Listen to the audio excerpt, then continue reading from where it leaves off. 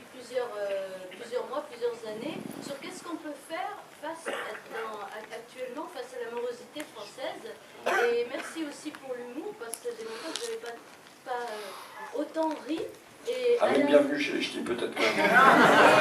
Et à l'intelligence aussi, parce qu'on suit le film là, et on se dit, mais ah merde, comment il va faire pour répondre à la clause de confidentialité?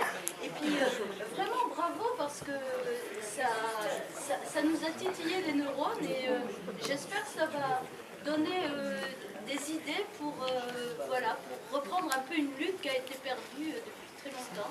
Je vais me permettre d'enchaîner sur ce que je viens d'entendre. Donc, je suis André Gatulek, j'ai 75 ans, j'ai pratiquement honte de parler de ma vie où j'ai connu des problèmes très minimes et des envolies de sursalaire mirobolantes, ce qui n'est plus le cas aujourd'hui. Donc, ce que je voulais dire, c'est que je m'en suis surpris parce que là, il y a une grande surface toute blanche. Mais c'est vrai que le cinéaste, c'est ça. Et je ne vais pas beaucoup au cinéma, c'est les copines qui m'ont dit il faut venir, etc. Donc je suis venu. Et je dis qu'il y a un sacré boulot parce qu'on manque effectivement d'informations. La population manque d'informations. Dans ce film, on a bien ressenti que ce n'est pas seulement l'activité, la vie dans les entreprises, c'est la vie de citoyen. Quand on est chômeur, on n'est plus dans la boîte, il faut se débrouiller. Et là, on a vu les gros problèmes qui se révèlent. Ce sont des problèmes en général qui sont des problèmes isolés. Alors ensuite, pour retrouver la grande masse, il faut y aller à la hache. Moi, j'ai 2 jours. Moi, je réfléchis plus à 75 ans et je sais fixer. Et je dis, le capitalisme est intrinsèquement pervers. Et on l'a ressenti d'ailleurs dans ce qui était présenté par le film. Un capitaliste, c'est qui? Ben, c'est toi, c'est moi, non, c'est faux ce que je viens de dire, mais ce sont des individus, c'est des femmes et des hommes. Ils ont une grosse différence, ils sont propriétaires de beaucoup d'argent. Le plus riche, c'est 75 milliards de dollars. Donc c'est énorme. Et quelqu'un l'a presque dit, l'arme suprême aujourd'hui, c'est l'argent. Alors quand on repart du sommet, on s'aperçoit que c'est là-bas, c'est là-haut qu'il se passe les choses. Alors je ne sais pas comment faire la révolution, je suis pas pour, j'ai jamais battu de personne, je ne suis pas un violent, mais se laisser faire, ça m'énerve aussi. Hein. Enlever le pantalon, à la fin j'en ai plus de pantalon. Hein. Donc ce que je voudrais simplement dire là-dessus, c'est que sur notre avenir, il faut véritablement qu'on attaque l'ennemi, et l'ennemi, ce sont ces farabileuses fortunes que certains ont, qui leur permettent de se lever le matin, non pas en étant angoissés d'aller au boulot ou d'avoir de la sueur à la mi-journée.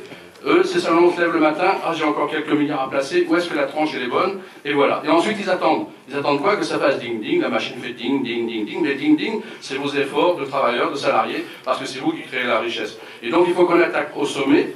Et je sais que bon, on est tout petit, hein, on est des poussières. L'écran est immense là, mais ce que tu as fait, c'est un boulot aussi immense, mais qui est je dirais, c'est une goutte d'eau dans la mer, dans l'océan. Et donc il faudrait que, moi je rêve d'une télé qui soit une télé d'union syndicale, hein, parce que c'est vrai, la télé pour chacun c'est pas la peine. Tout ce qui nous manque pour calmer ces riches, il ne faut pas avoir peur de le dire, il faut limiter. Le SMIC il est bien, il limite le bas, mais il faut aussi limiter le haut. Et je crois que là, le fameux russe qu'on a vu, il n'en veut pas, donc il faut lui imposer. Et ce soir je suis content, j'ai passé une bonne soirée parce que j'ai vu qu'on peut exprimer. Ensuite il faut se souvenir, et ensuite il faut agir. Donc passé, présent, avenir, l'avenir est devant nous. Merci. Je vais prendre une ou deux autres remarques et puis je ferai... Parce qu'en fait, si vous voulez, on est venu ici de manière groupée. Et vous représentez dans cette salle une force collective dont vous n'avez pas conscience. Et moi je suis là pour vous aider à en prendre conscience. Donc j'aime bien qu'on sorte aussi de manière groupée. Éventuellement en chantant l'international, vous n'êtes pas obligé, mais oui aussi. Donc je prends une ou deux autres remarques, je ferai quelque chose de conclusif sur un peu ce que j'entends. Oui, moi je voulais vous féliciter pour l'humour de votre film. Je crois que la grande force du film, c'est de nous pousser à devenir intelligents. Je pense. Donc, par contre, j'ai une question sur le Deus Ex Machina du film, qui est l'accident de voiture. Est-ce qu'au départ de votre film, c'était prévu dans le scénario? Oui, alors, je prends encore une remarque et puis j'essaie de répondre un peu à tout le monde, d'accord? Et après, je vais au bistrot, donc si vous voulez me retrouver au bistrot, et ben voilà, vous viendrez discuter avec moi au bistrot, quoi. Où ça? Alors, je sais pas, où est-ce que je vais au bistrot, Fred? je sais pas, au bureau Isol ou un truc comme ça. Non, parce que bon, quand on s'est tapé des pulls à sueur toute la journée, au bout d'un moment, c'est bon. Et donc, je rappelle que dans Fakir, hein, pour ceux qui connaissent pas, je crois qu'il y en a qui connaissent, parce qu'il y a la palme du Fayot. Donc dans chaque Fakir, il y a un petit truc qui rend hommage au plus gros Fayot. Donc il y en a qui ont déjà bien dit que... Celui qui dira que le film est le plus formidable risque de remporter le prix de la lèche. Voilà. Ah voilà, il y a le prix de la lèche qui est remis dans chaque Fakir. Il y a des postulants ce soir, il y a des postulants. Dernière remarque. Bonsoir. On voyait bien dans votre film que nos adversaires, appelons-les comme ça, ils avancent masqués. Alors pourquoi on n'avancerait pas masqués, nous aussi? Je pense que leur plus grande force, celle qui nous fait le plus peur, pardon, c'est quand même le chômage. Donc moi je propose qu'on avance masqué en se servant du chômage. C'est-à-dire que toutes les luttes qu'on va faire, toutes les revendications qu'on pourrait faire, on les ferait au nom des chômeurs. À savoir que c'est des individus, compris donc de leur... Excusez-moi, je suis un peu émue. De leur moyen de survie, et que donc on lutte, tant qu'on a du travail, pour qu'ils aient un minimum comme nous, au moins le SMIC. Tous ceux qui travaillent doivent militer pour ça, et rien que pour ça, avant que ce soit leur tour. Alors, il y a plusieurs choses. Alors, l'accident de voiture n'était pas prévu, mais je veux dire, de toute façon, moi, j'avais pas grand-chose de prévu. Hein. Moi, le seul truc que j'avais prévu, c'est d'enfiler un t-shirt I Love Bernard, vous voyez. L'écriture du scénario était vraiment compliquée. D'ailleurs, c'est Bernard Arnault qui m'a écrit mon scénario, quand même. J'espère qu'il va pas me réclamer de droit d'auteur, mais bon, voilà. C'est lui qui m'envoie quand même ce commissaire, qui pour moi, c'est des dialogues de Michel Audiard, avec un mec qui est sorti de Tonton Flingueur, on l'a congelé pendant 3 décennies, on le ressort pour notre film. Donc, bon, d'abord, merci Bernard, comme toujours. Donc ça, c'est la première chose, c'était pas du tout prévu, la voiture, mais il n'y avait pas grand-chose qui était prévu. Je veux dire, lutter, de toute façon, c'est s'adapter au terrain. Et là, je veux dire, moi, je suis en train de monter un coup, d'essayer de monter un coup. Tous les jours, j'ai des éléments nouveaux qui me parviennent parce que c'est l'espèce de... J'avais fait un reportage, j'avais été assez longtemps en Guadeloupe après la grève de l'UGTG, enfin de l'ULKP, vous vous souvenez? Et donc c'était mené notamment la grève contre la profitation. Je ne sais pas si vous vous souvenez, il y a quelques années, il y avait une grève générale en Guadeloupe. Et les militants syndicaux sur place m'expliquaient à quel point pour eux le tractage était quelque chose d'important. Non pas seulement pour convaincre, donc on distribue un tract, ils distribuaient des tracts au début et à la fin des courses cyclistes, à l'entrée des cimetières, au moment de la Toussaint, enfin ils distribuaient les tracts tout le temps.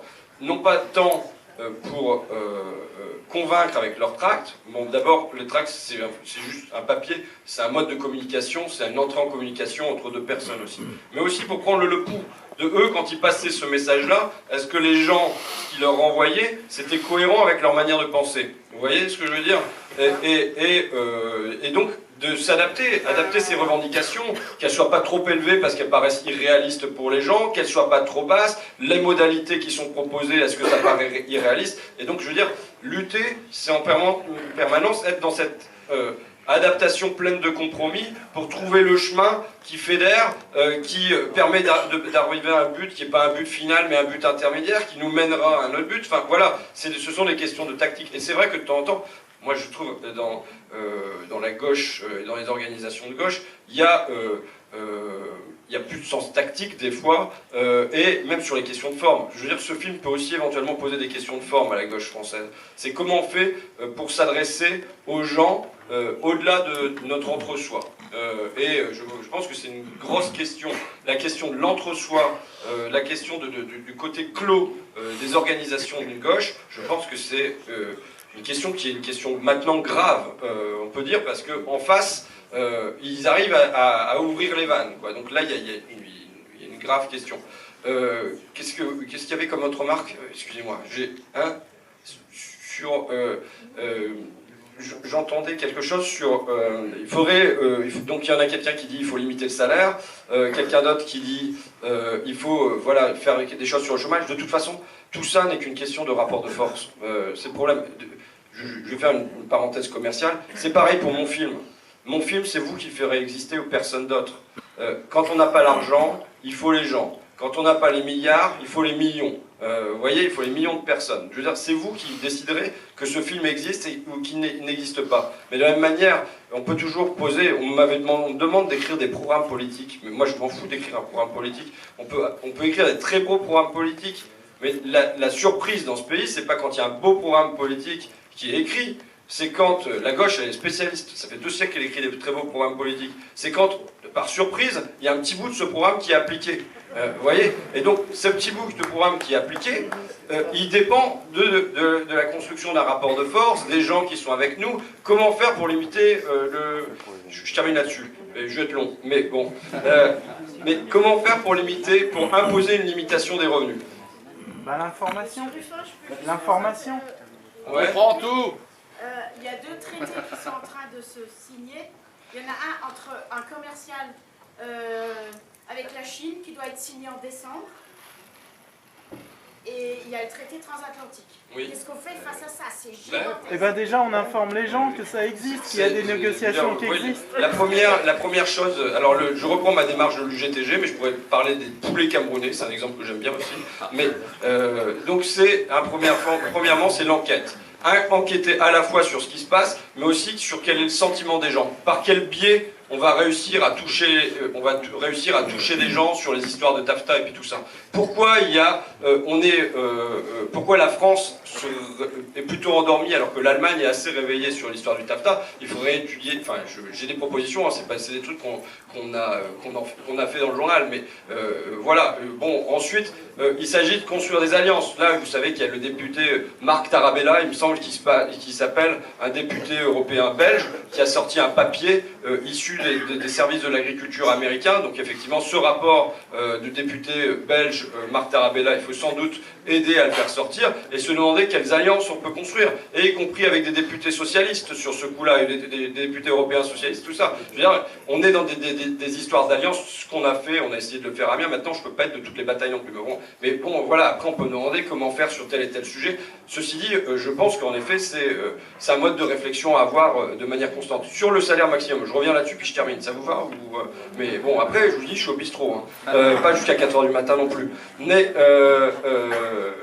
comment faire pour limiter le salaire de Bernard Arnault? Bon, moi, j'ai pas mis d'intello dans le film. Je le disais sur le plan de la forme. À la limite, je savais pas trop ce que j'allais faire sur le fond, mais sur la forme, je savais ce que je voulais.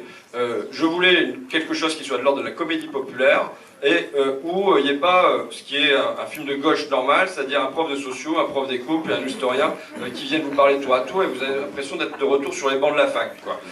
Donc, je voulais sortir de ce schéma-là. Il y a des bonnes choses là-dedans, il n'y a pas de problème, mais moi je voulais faire autre chose.